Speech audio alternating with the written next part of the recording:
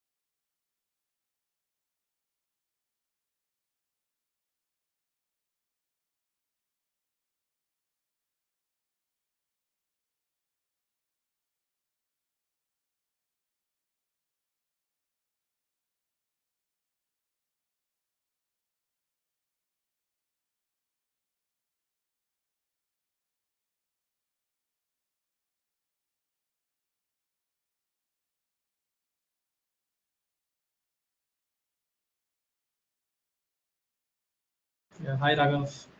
Hi, Nitin. How are you doing? I'm good. I'm good. Am I audible? Yes, yes, really. Can you hear me? So yeah, I think we'll just wait for 2 more minutes for people to join. Perfect. I've messaged in the group.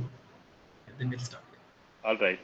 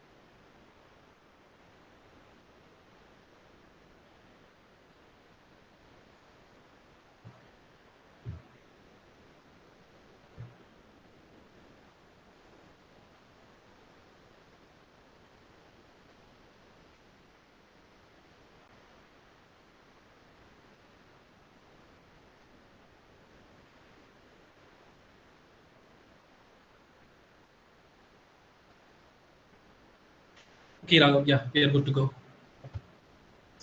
So, hello everyone. So, this is our fourth session of our consulting club meetup.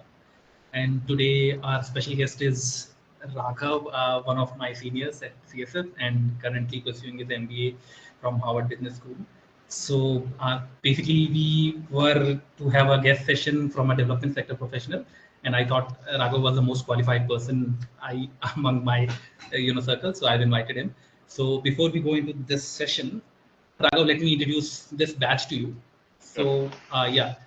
So this is not your regular MBA batch. So PGPMCI is a different program than usual MBAs. So this is a special program by IIM Visakhapatnam. So it is for the students of CFTIs, centrally funded technical institutes. So it includes NITs, triple ITs, IIMs, alumni of these institutes, and the final year and third year students of these institutes. So only these people can enroll in this program. And so this is the first batch and second batch combined. So few people from the second batch have also joined here. Yeah. So I'll just tell you the whole session how it will go. So basically, we'll have questions from all of the people, whatever doubts they have regarding development sector, their profiles. So close to 70% of the people are MGNF fellows, Mahatma Gandhi Nation fellows, who have worked in different districts across India, and now they are working in one or any development sector organization, and this is just an opportunity to get a better opportunity in this sector or maybe a different sector. So that's why we have joined this program, and hopefully you can guide us a little on how to transition to a better opportunity from here. So Raghav, just maybe you can tell a little bit about your journey and you know how you have been with CSF. So yeah, please, a little Sure. intro about you. Thank you. Thank you so much, Nitin. And it's such a pleasure to meet all of you here today. Thank you so much. I'm really excited to speak to all of you and hopefully learn from your experiences. Uh, the MGNF is a fantastic fellowship, and I've heard so much about it from Nitin and other peers of ours who've done the program. And I think it's just it's truly fantastic work that people have done there. So I'm really excited to hear about your experiences and how you're looking to translate that through this program into what you're looking to do. To give you a brief overview about what I've been up to, I studied economics at university, after which I came back to India, uh, worked in the non-profit sector in Mumbai for a short while, after which I joined the Teach for India Fellowship. I was a Teach for India Fellow where I taught 8th and 9th standard English and social studies for 2 years. I taught that. I taught in a school in Govandi in Mumbai, for those of you who are familiar, called Jaffrey English High School. After teaching there for 2 years, I moved to Delhi to work with another nonprofit called the 1947 Partition Archive. There I did a lot of project management work, largely helping collect stories of people who were alive in 1947, people who witnessed partition, helping record their oral histories. And together we created a repository of now more than 10,000 stories of people from across the subcontinent. So not just India, but Pakistan, Bangladesh. We have some interesting stories of migration of people who were in Karachi and then migrated to Israel in 47.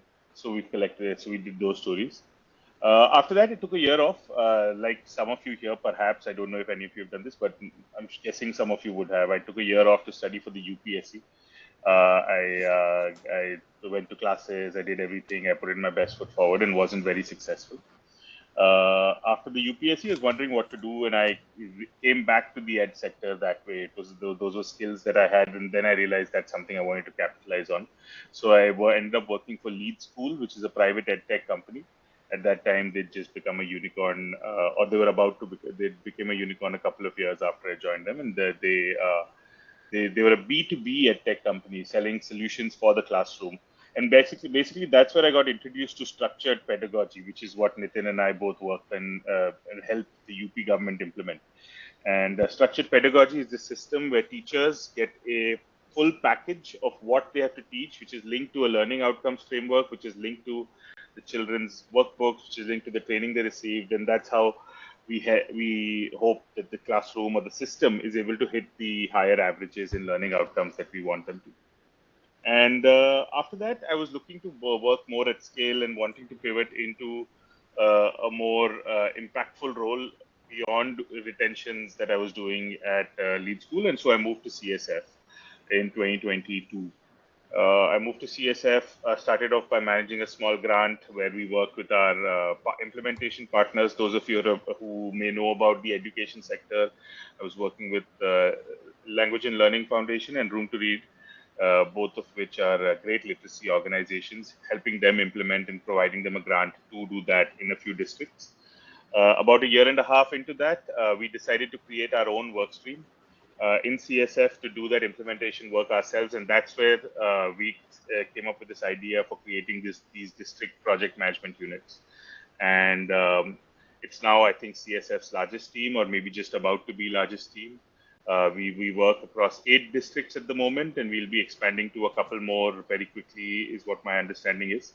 I, of course, had my last day at CSF last month, and since then I'm now prepping. I haven't started my MBA yet, so please tell me what I can expect over the next 2 years once I get into the program. But I'll be heading to Boston on the 20th, and to hopefully start the program. So that's where I'm at. Nitin has put together a few questions before our conversation and sent them to me. So I just want to touch upon what are some of the things that I'd be able to talk about, and what are some of the things I may not be able to provide a lot of context on. I think I'm very happy to share what my experience within CSF and within LEAD or TFI or any of these organizations has been. Very happy to talk about, if any of you are interested, how to apply for MBAs in international universities. Happy to do that. I'm also happy to talk about transitioning into high-paying opportunities in the dev sector. What I might not be able to talk about, because I don't have any experience in that myself, is targeting international organizations like the global bureaucracies of UNICEF, UNDP, WHO. I might not really be able to talk about that very much because I don't have any experience on that front. But the other things, and I'm happy to take questions, and I'm happy to take comments and things like that also. So that's me. Really excited to meet all of you here today. Thank you. Thank you so much for having me. Thank you. Thank you, Raghav. Such a detailed introduction. I think I'd take notes, at least one page. Oh, wow. Yeah. So I'll start with a very, I think, simple question, and I think most of the people will want to know. So how this transition from development sector to MBA and Harvard. So how this came to be, and a little bit light on the process and how my fellow, batchmates can, Sure. if they want to, Yeah. get through this. Yeah. Absolutely. No, thank you so much. That's a good question, and I think something that I had to think through very deeply.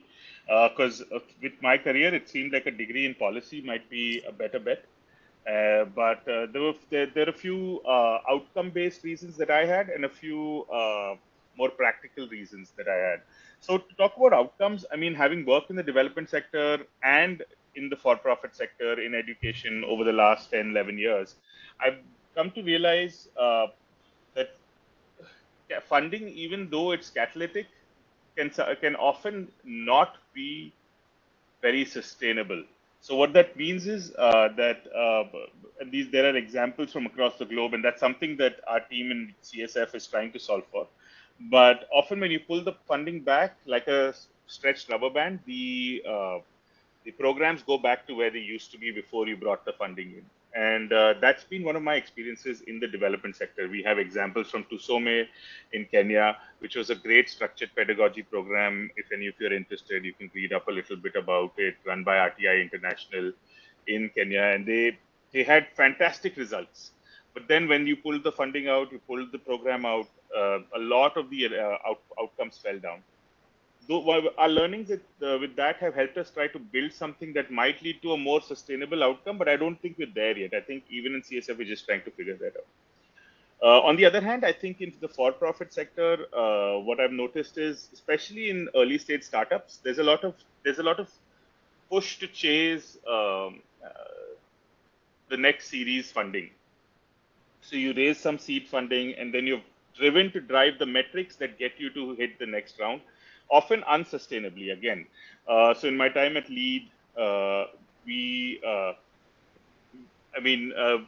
we made, there were some schools that were signed on that were bad schools, schools that were signed on bad as in they didn't have the equipment or the wherewithal to actually implement the product. And at the end of the day, a lot of the numbers that we were trying to hit weren't really hitting the outcomes that we wanted them to hit. There was so what I'm looking to pivot into is to hopefully create a fund that invests in impactful organizations and companies that allows them to also reach those outcomes very sustainably.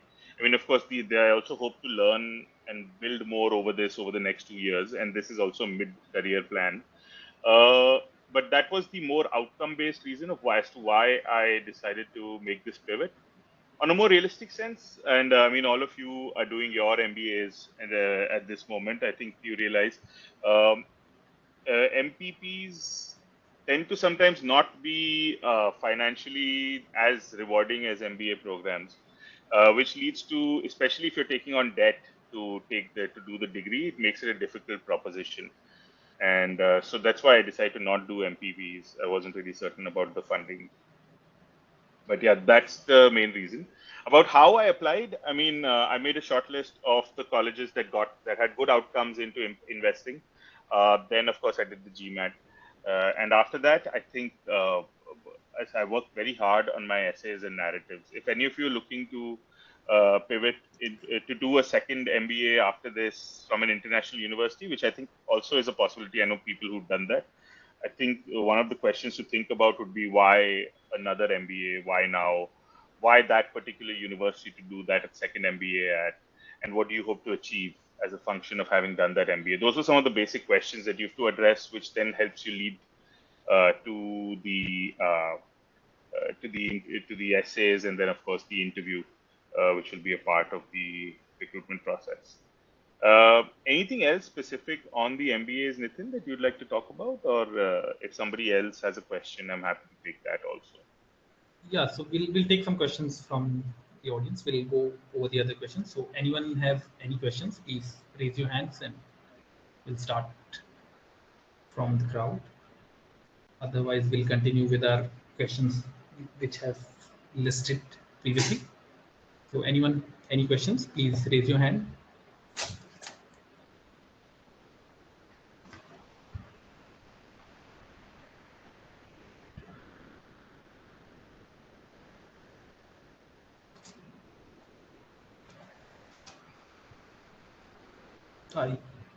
Cool. I think we can. So yeah, I don't think there are any yes. questions. I think we can move ahead. Okay. So yeah, I'll move in with the second question. So yeah, Sure. to be more specific, the process you told. Okay. Shivani has a question. Yes, Shivani, go ahead, please. I have missed a little bit on your introduction, but if you can just take us through how you got selected for the CSF, that will be the interesting question. Because many of us are MGNFs, and it's something which we which we have ambition to work for. Sure. No, absolutely. Very happy to touch upon that. And it's a great story, actually. Thank you for asking. So, I mean, having been an education sector professional when I was at Teach for India, I was very interested in applying for CSF because we knew about the CSF as a grant making organization that was doing great work. CSF, of course, since then has now pivoted to not just making grants. In fact, making grants is a very small part of what CSF does now, but largely an implementing organization driving change at the grassroots. And I've been privileged of that journey. But that being said, the first time I applied for CSF was in 2018. I'd been working at the 1947 Partition Archive, and I decided to apply to CSF. And there was a role in a platform that many of you must be familiar with called Diksha. CSF was project managing a lot of that with MOE at that time. And there was an opportunity to work at that. So I applied, and I did the assignment. I was invited. We used to have day-long interviews at that time. You'd have like 5 interviews back to back at CSF. I applied, and I mean, I felt like at that time I was moved to take some time off and study for the UPSC. So I wrote to them saying, "Hey, I'm not interested this time. I'll take some time off and I'll do the UPSC." And so in 2018, I said no to CSF. When I didn't get into UPSC in 2019, I applied again. I applied to what is now, that team doesn't exist anymore, but it was called private governance at that. It was called public governance at that time.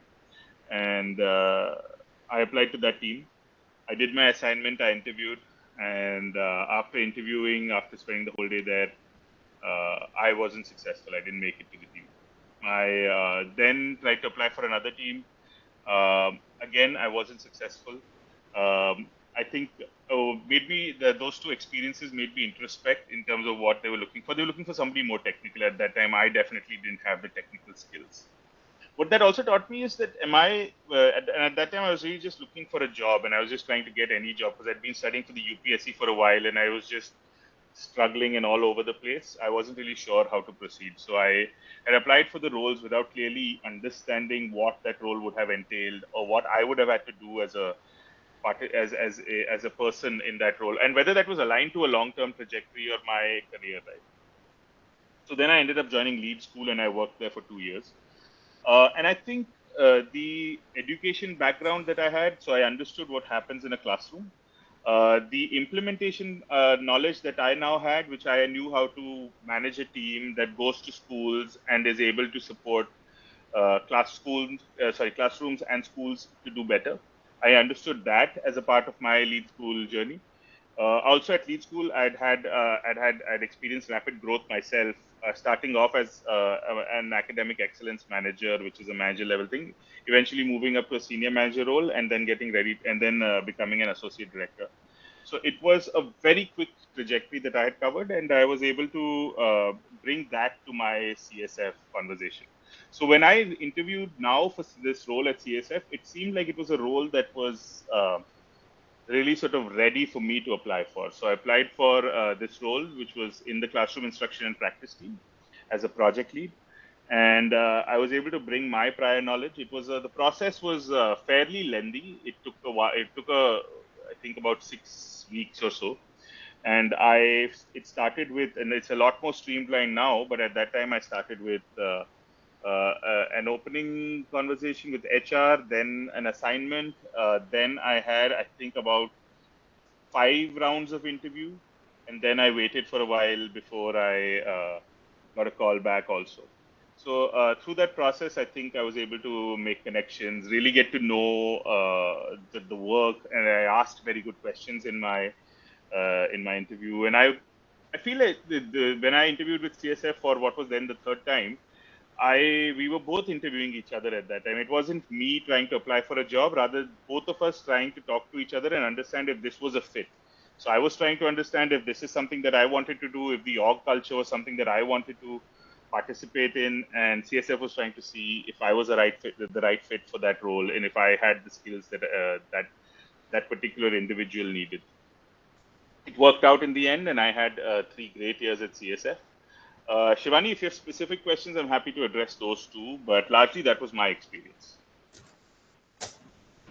Yes, thank you so much.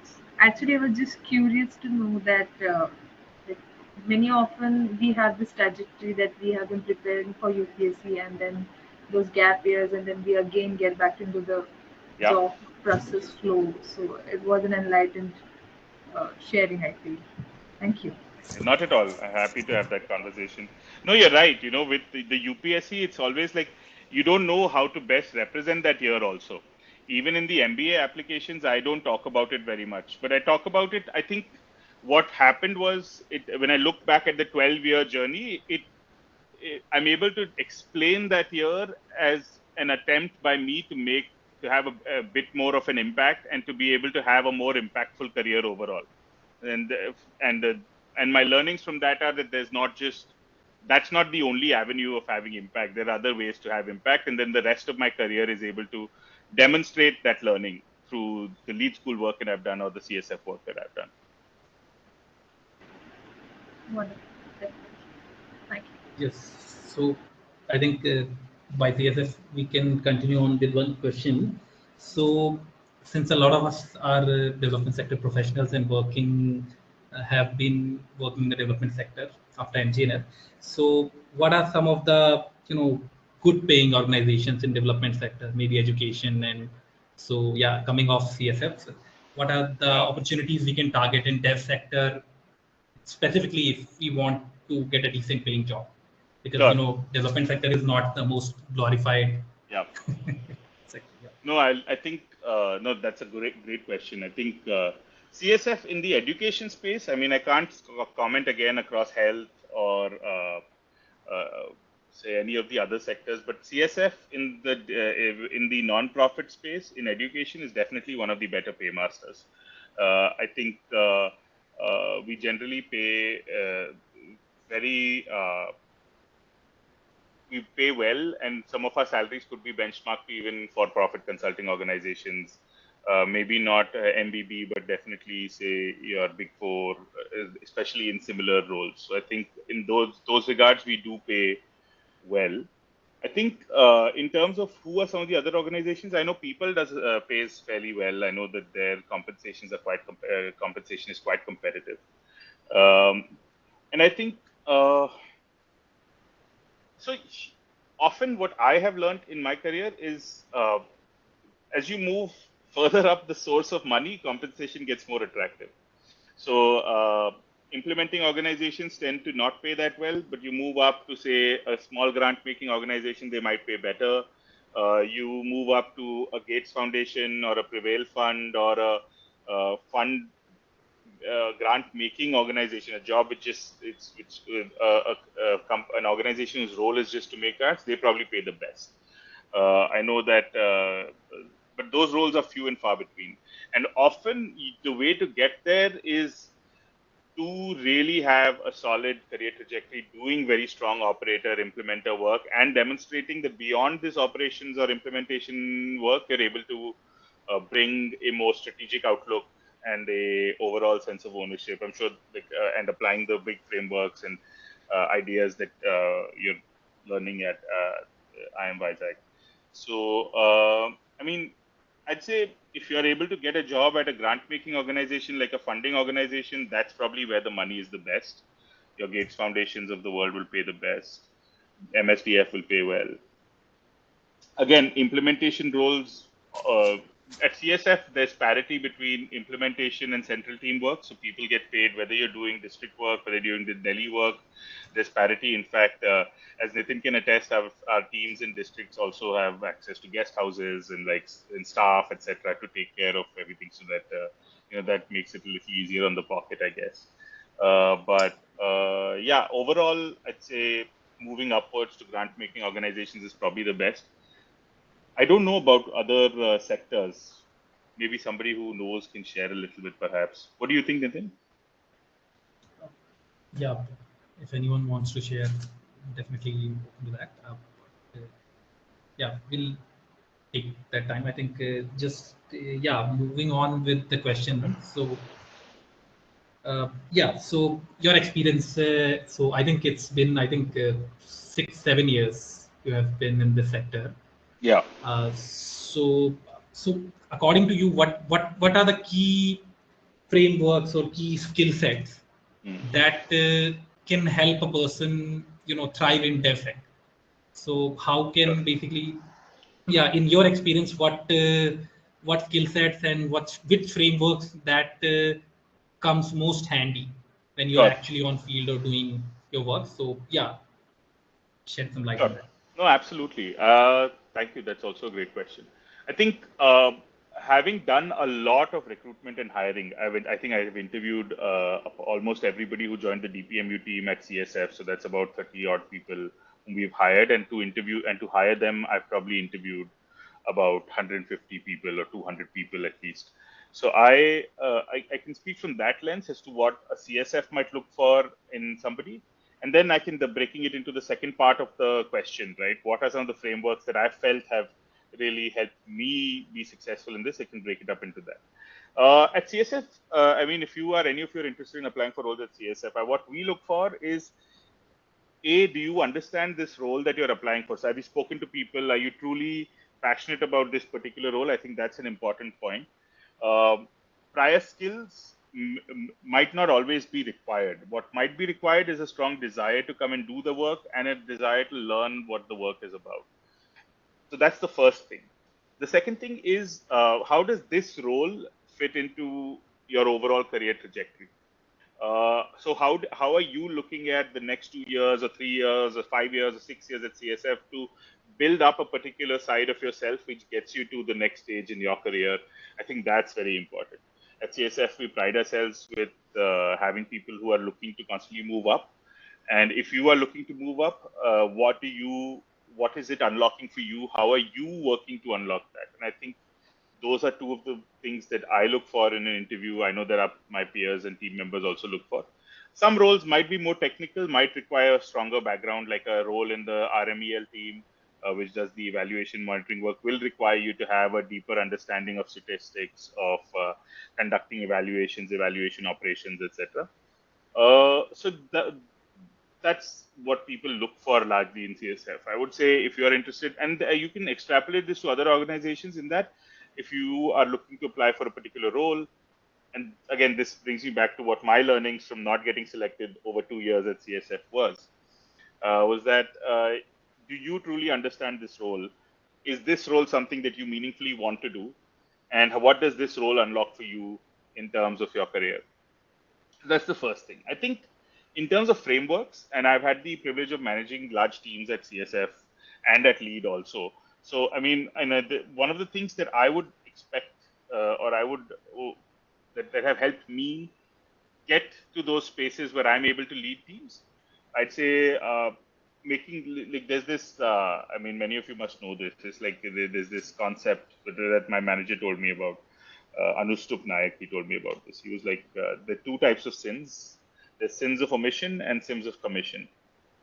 So it's always okay to make a sin of commission. So if you make a mistake while trying to do something, that's fine.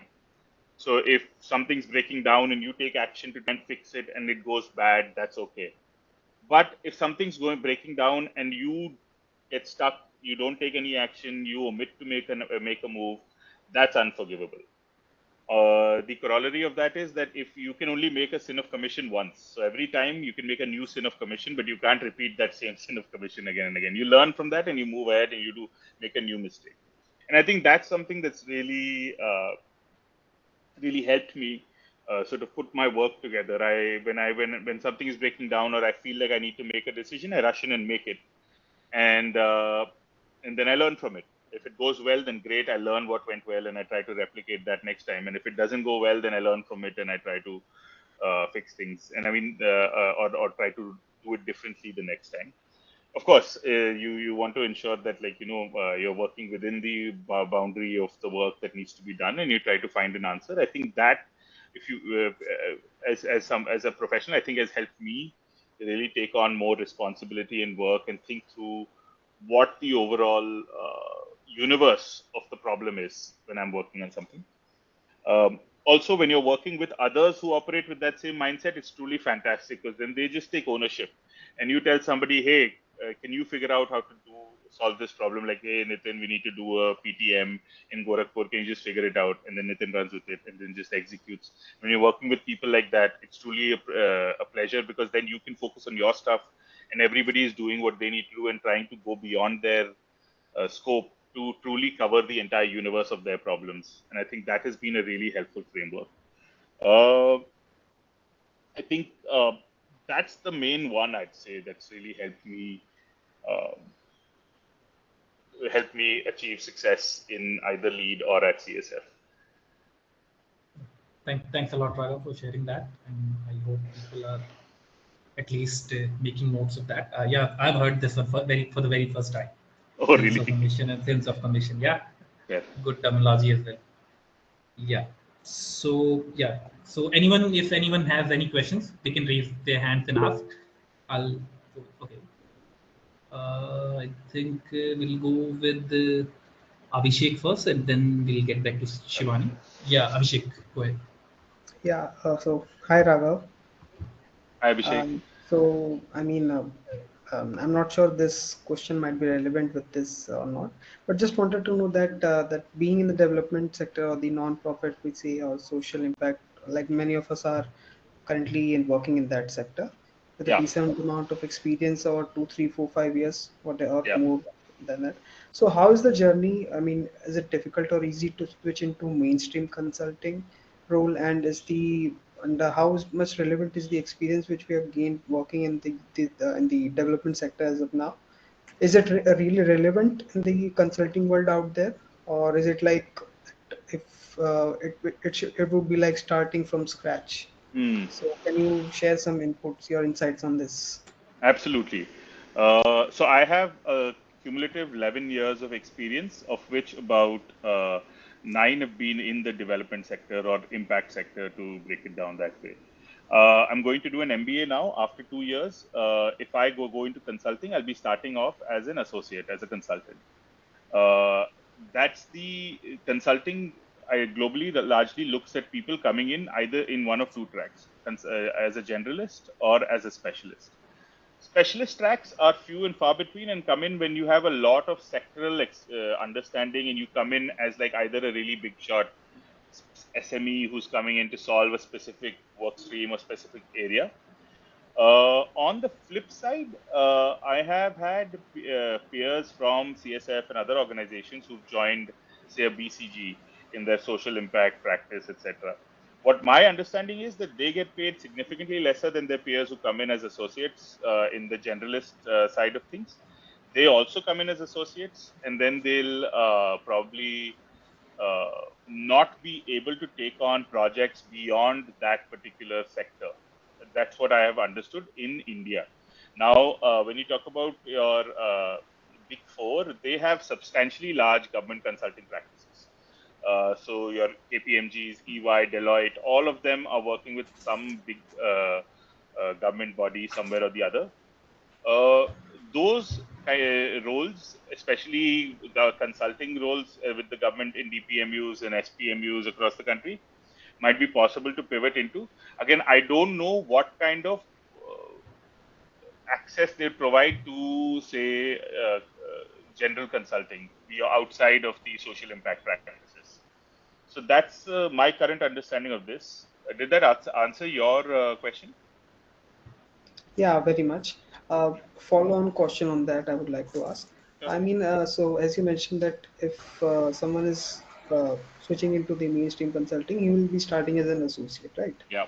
So, what I understood from your point of view is that if we are switching into something which is relevant to the social impact, like the which you mentioned, like Deloitte, KPMG, who are partnering with various governments and PMUs. So that would be a, I mean, in that case, the experience might be relevant. But Yeah. if we are looking into switching completely into a new role, Yeah. so in that case, the experience gained from these years won't be much relevant, right? That's Correct. what you're saying. Yeah, I spoke to recruiters from as a part of the networking that I'm trying to do through this MBA program. I've spoken to recruiters at McKinsey in America in various parts. They are all very clear that you'd start as a consultant.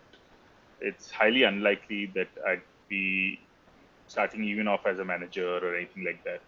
Even though at CSF my role was that of a manager of managers, I don't know if that particular experience would translate. What that would translate to is perhaps me having more a better relationship with the clients or customers that I'm able to speak to, and maybe that might translate to better BD, which might translate to like getting noticed and recognized, and then receiving faster promotions or something like that. If I put my nose to the grind and figure it out, that seems to be the way it's set up.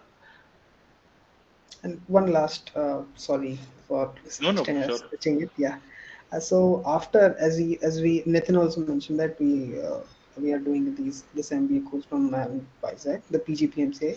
So as per your understanding, how relevant, I would say how this MBA would complement our current experience so that we can switch into those consulting roles. In that case also it will be relevant or not? No, your MBA will definitely be relevant. What I would say is if you are interested in pivoting into consulting from, I don't know exactly what your background is, Abhishek, but if you're looking to pivot into consulting, I'd say start networking immediately, like reach out to people from IIM Vizag who are at the consulting firms you want to work at, set up coffee chats, reach out to the recruiters, have conversations. I don't know what kind of placement support IIM Vizag provides, but uh, whether or not that's available, I'd say just hustle and get to know as many people as you can. And if that's truly a role that you want to work in, if there's a specific organization that you want to work in, get the story right, build the narrative as to how your background and your MBA together have now positioned you to pivot into consulting, and why that is the next role that you want to play and what that unlocks for you. And once you've got that story right, just network. I'd say talk to people in the offices that you want to work in. So if you want to work in, say, I don't know, Bombay in KPMG, then reach out to people who are there.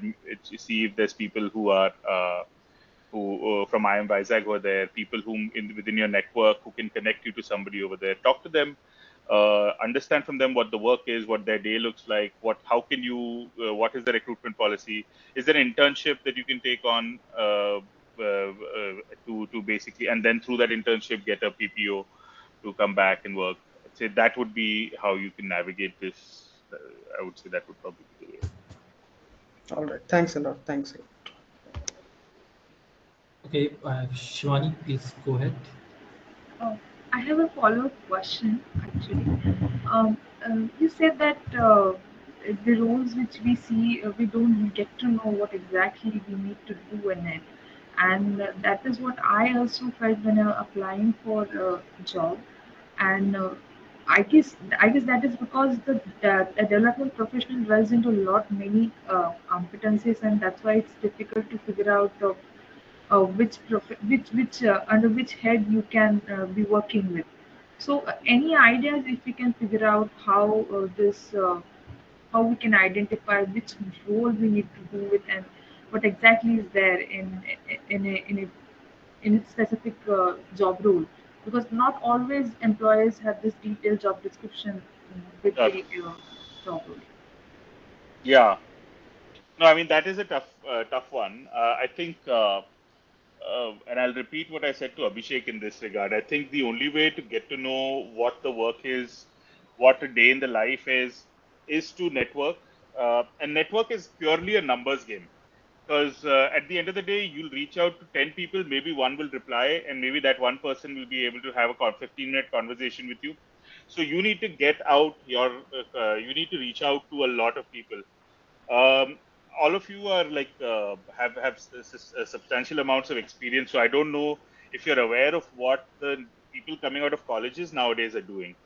I get so many LinkedIn messages, get so many emails, get so many messages from people in colleges, because that's just how the world is turning to nowadays. Without that networking, without that push to just try and find out who's doing what can, how is that particular thing at connecting to your career? Without that, it's just not going to be possible. So I'd say, if, say, for example, just to use CSF as an example, if that's of interest to you, from their website, you'll be able to get an idea of what are all the things that CSF does to a broad level. So you know, okay, I want to end up somewhere in this area because this is interesting to me.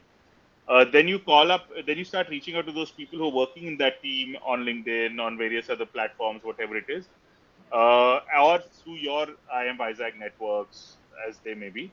And then once you've spoken to those people, you try to get the right question, get them to get the right answers.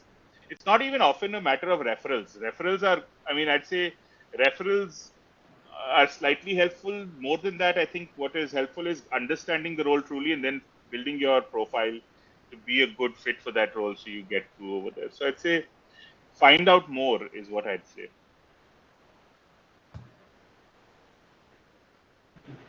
Thank you. Okay. So thanks a lot, Raghav, for such a detailed responses. Yeah, so anyone else, if anyone has any question, shall I go along with my list? Anyone, if anyone has any question, please raise your hand. We'll put you in queue. Yeah, so Raghav, let's deep dive into international MBAs. So yeah, so although you have covered this previously, but I would like to know a little bit more in depth. For example, so I'm starting out, I don't have any idea how to apply for international colleges. So what is my step-by-step thing to do? So if after this MBA, I'm looking for an opportunity abroad, what things I should do in a sequence, if possible, from GMAT to essays to applying to which colleges, and how the whole process looks like? maybe? Sure. Um, I'd say the first thing to start in the MBA world. There's this thing that I heard about. It's called a triple jump. Basically, the first jump that you might be looking to make, and hopefully through this you'll be able to define your why, is to get to move up in the current role that you're working in. That could be the first jump that you're looking to make. The second jump that you're looking to make is to pivot industries. I'm working in education. I want to pivot into healthcare. I want to pivot into general consulting. I want to pivot into automotive manufacturing, whatever it is. I want to make a pivot of industries. That's the second jump you could make. And the third jump is geographies. MBAs unlock one or all of these three. So one, two, or all of these three. MBAs can help you unlock that. So all of you have come to IIM Visakhapatnam to do perhaps one of these three things, presumably through this program, or maybe more of these three things. So when you're looking so first thing you need to answer is, what are the three things that I want answered? So if you're looking purely to say exit out to a different geography, then maybe you want to move to an MBA program that is that in the geography where you want to work. Say, for example, you want to move to Australia, I don't know. So you find an MBA program in Australia, which helps you get that job in Australia, and then you work there and you live there and you migrate there. If you want to pivot into, say, if you don't want to move anywhere, you want to live in India, you want to work in, but you want to pivot into the automotive sector, for example, then you look at business schools which historically have placed people into automotive industries, who have people who exit into automotive industries. Network with those people, talk to those people, use your MBA to pivot into that. And if you are looking to do an MBA to get a promotion into your role, to move into a more responsible position, I would say definitely understand from your organization if this is a requirement, and if it's a requirement, then yeah, go ahead. So once you've answered these three questions, then it really opens up a lot of regions for you to explore. Now, globally, MBAs, and not just globally, in India also, every MBA program will give you a full detailed employment report, which you can download. So now, once you've answered these questions, you've narrowed down your geographies. Now you'd go to a rankings list, some sort of list, which helps you understand which MBAs are most likely to get you that particular job and that geography, right? So once you've done that, then you'll start to go through those particular schools. You'll rank those schools, and you'll go through those schools, and you'll go through their employment reports to see what percentage of people get into which industry, and you can see that. You can see average salaries.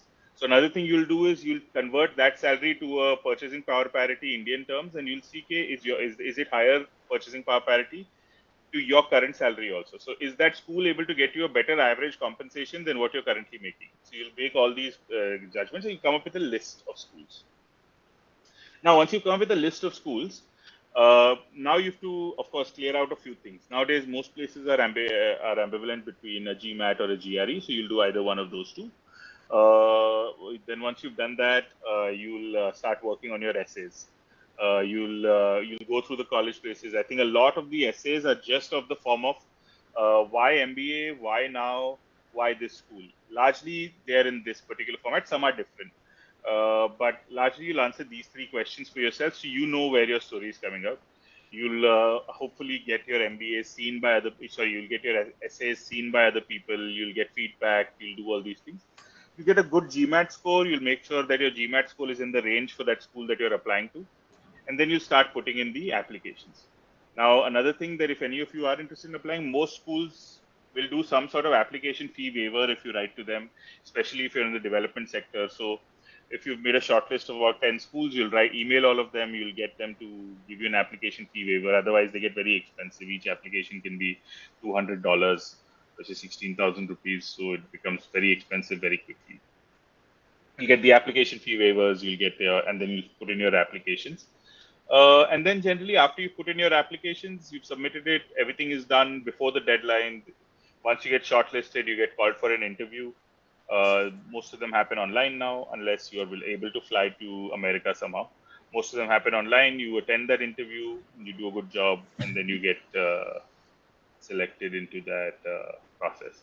It can be a complete like shot in the dark, right? I applied to 7 schools. I got rejected from 6. So it can be very, and you won't know why you've been rejected or what it is. So you can go through and understand why that may have been the case, what you could have done differently. But yeah, largely that's the process. Is there any part, Nitin, that you'd like me to double click on, or something that you'd like me to talk more about? No, I think you covered it in very detail. Thank you so much, Raghav, for that. Yeah, so yeah, I think I have one more question. So if anyone has any question, they can raise their hand till then. So yeah, so now we have talked about a little bit about CSF. So just in that context, so if people want to apply to CSF, so educate, although the working domain is education, Yeah. but people who do not have experience in education, Yeah. What should their approach be, or how can they get through the selection process without any experience in education? So is there any tips, suggestions that you would like to give out just for people who want to explore this opportunity as well? Yeah. Sure. I mean, you came in without a lot of experience in education, Nitin. So, I mean, I think you might be the best person to talk about this. I came from a pure education background. But from an interviewer's perspective, what I'm looking for is why the pivot to education. I mean, that has to be fairly solid. So, it has to be, ideally, it should be in terms of what you want to learn through the education system. So what do you want to learn working in implementation in education, and then hopefully what that unlocks for you, say 2 years down the line. So you do some great implementation work at a district at CSF. Then in 2 years, what does that unlock for you? How does that get you to the next level? I think that's very important. There's an assignment. I'd say, of course, some of the assignments can be technical. So doing some research, truly understanding, getting people to give you feedback on that assignment, I'd say, is very helpful. In the DPMU's team, we do a lot of we do essays and SOPs. Largely, we like the SOPs that are anecdotally driven. So talk about a time when you've done something that helps unlock certain things. I think largely that, and I think an openness to work on the field. I think CSF more and more over the next 4 to 5 years is going to be doing more implementation work than anything. Already, there's more of CSF in the field than there is in Delhi. And so as CSF becomes a more field-focused organization, a desire to work at the grassroots in the field and to have an impact directly in the classroom, I think that is going to be very meaningful. So thank you so much, Raga. That was also a very detailed response. Yeah. So if anyone has any questions, please go ahead. I think otherwise we are close to the end of the session. So first of all, I want to say thank you on behalf of the whole batch, both the batch 1 and batch 2, for taking out your time. Thank you so much. Secondly, it was a great session. Your answers were very comprehensive, very detailed, and thanks a lot for that. And to people who want to connect to Raghav, I think I shared his LinkedIn profile. Yeah, please, I think many of you have added me also. So yeah, please feel free to add me. You can reach out to me if you want on LinkedIn. Happy to do this thing. And also very happy to have had this conversation. Thank you so much for making time. I hope this was meaningful. I mean, I don't know. I would have loved to learn more from what you all are going through, but I think we've reached the end of our time. So happy to connect on LinkedIn if any of you want to chat or have a conversation. Generally, happy to do that. Yeah, Raghav holds great conversations. So just a suggestion, and yeah, I think he'll be working for a future funder agency. So stay in touch with Raghav, hopefully. Absolutely, why not? Hopefully. Yeah. All right. Sure, for sure. ठीक है. Chalo, thank you so much. Thank you so much, Raghav. Thank you so much for taking out your time. Bye. Have a nice evening. Bye. Bye. Thank you. Thank you, everyone.